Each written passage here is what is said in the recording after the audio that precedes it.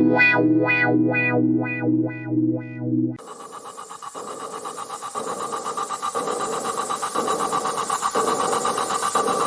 probably worry about fat clogging your arteries. You probably worry about fat around your waistline. But I guarantee you aren't worrying about the fat that's building up inside your largest organ, your liver. It's called non-alcoholic fatty liver disease, and it affects nearly 1 in 4 adults globally. It's silent, it's sneaky, and it's being fueled by modern diets, not the cocktail hour.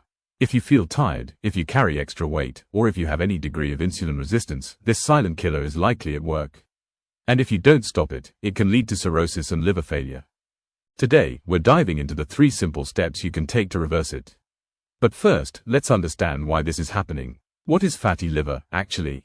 Your liver is a metabolic superstar. It cleans your blood, processes nutrients, and acts as a storage battery.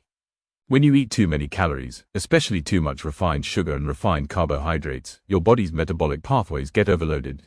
The liver takes that excess energy, converts it into fat, triglycerides, and starts storing it. Normally, it sends it out to the rest of the body, but when the intake is constant, the liver becomes overwhelmed. That is when you get NAFLD. It's just simple fat storage. But here's the scary part: as the fat builds up, the liver gets irritated. This leads to the next stage, NASH, non-alcoholic steatohepatitis, which means inflammation and damage. NASH causes scarring, or fibrosis, and eventually cirrhosis. Once you hit cirrhosis, the damage is very hard to reverse. The biggest dietary villain here isn't saturated fat or cholesterol. It's sugar, specifically fructose. Fructose, the sugar found in high fructose corn syrup, soda, and fruit juice, can only be metabolized by the liver in significant amounts. It's an immediate, direct liver overload. Check your labels. If you see high fructose corn syrup or excessive added sugar, you are feeding this fat-building process. So, how do you know if you have it? You won't feel it until the advanced stages. The best diagnostic tools are a simple blood test checking your liver enzymes ALT and AST, and often, an ultrasound. If you're pre-diabetic, diabetic, or just carrying a spare tire, please ask your doctor for these simple tests. Early detection is everything.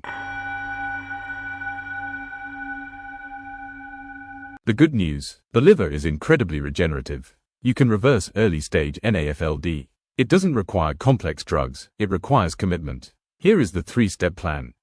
Studies show that losing just 7% to 10% of your body weight can significantly reduce fat, inflammation, and scarring in the liver.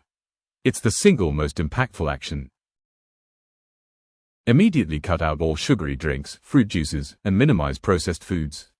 Replace refined carbohydrates, white bread, pasta, with fiber-rich sources like vegetables, whole grains, and legumes. Fiber helps detoxify and clean out the digestive system, giving your liver a break. Use exercise as medicine.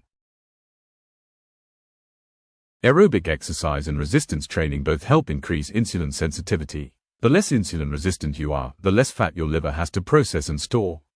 Aim for 150 minutes of moderate activity per week. Remember, the liver is a fighter. Give it the tools it needs, and it will heal itself. Don't wait for symptoms to appear. The burden of this disease is silent, but the solution is clear: change your fuel. If this information helped you understand your body better, please hit the like button, subscribe for more health breakdowns, and tell me in the comments, what is the first sugary thing you are cutting out of your diet?